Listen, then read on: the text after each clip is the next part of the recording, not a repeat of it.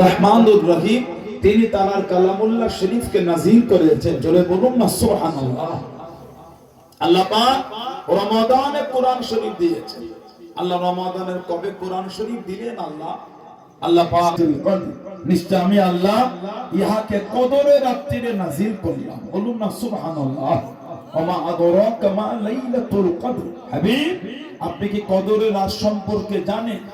হাদিস শরীফে এসেছে, আল্লাহ নবী সাল্লাল্লাহু আলাইহি ওয়াসাল্লাম বলেন, বুখারী শরীফের riwayat, মান কামা লাইলাতুল কদর ঈমানান ওয়া ইহতিসাবান গুফিরা লাহু মা তাকদ্দামা মিন যামবিহি।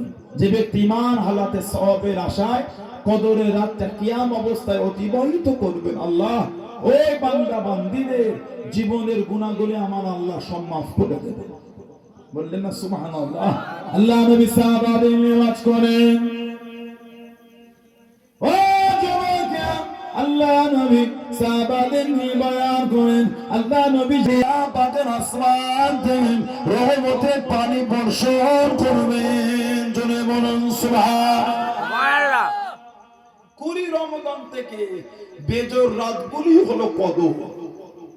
21 রাত, 23 রাত, 25 রাত, 27 রাত, 29 রাত, এই 5টা রাতই হলো কদর। এই বিয়ার কাদায় নামাজ আদায় করছি। এবছর 25 আর 27 এই দুই বেজর রাতে কিন্তু পানিও হয়েছে, আসমানও মেঘলা করেছিল।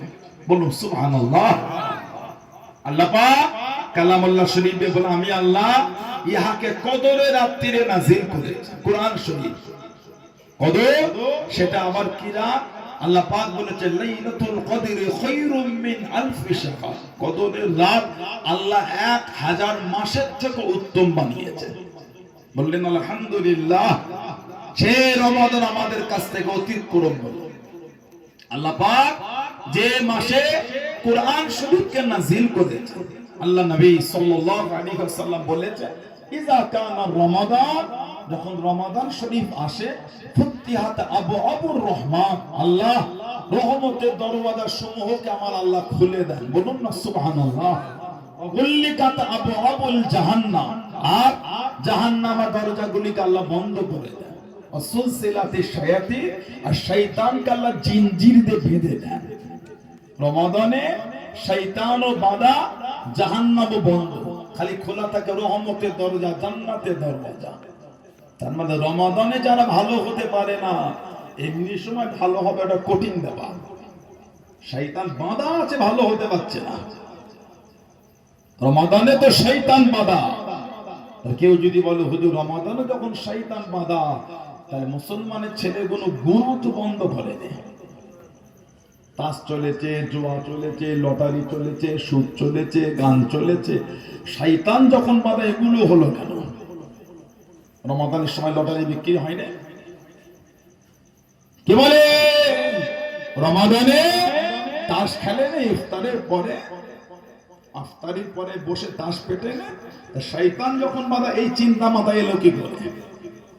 হুজুর বলছে, সুলসিলাতে শায়াতিন, শয়তানকে আল্লাহ জিনজির দিয়ে বেঁধে দেয়। শয়তান যখন বাঁধা, এগুলো হলো কি করে? তার মানে শয়তান বাঁধা থাকলেও আমাদের আরেকটা শত্রু কিন্তু ছাড়া আছে। ওটার নাম কি? ওটার নাম হলো নফস। ওটার নাম হলো নফস। শয়তান বাঁধা, আমাদের নফস কিন্তু বাঁধা না। এই 11 মাস আমাদের নফস শয়তানের গোলামতি করেছে। রোজার সময় শয়তান বাঁধা থাকলে নফস খোলা। এই যে রমাদানের গুনাহগুলো হয়, ওগুলো নফসের ধোঁকায় পড়ে হয়। ওজন্য নফসকে কন্ট্রোল করতে হবে। আল্লাহ রাসূল সাল্লাল্লাহু আলাইহি ওয়াসাল্লাম বলেছেন, আসিয়ামু নিসফুস সাবর। আরেকটা riwayat, আসসাওমু নিসফুস সাবর। রোজাটা হলো সবরের অর্ধেক হচ্ছে রোজা। নফস চাইবে এটা কর, নফস চাইবে ওটা কর, নফস চাইবে ওটা কর। নফসকে কন্ট্রোল করে নিজেকে দমিয়ে রাখতে হবে। সবর, ধৈর্য।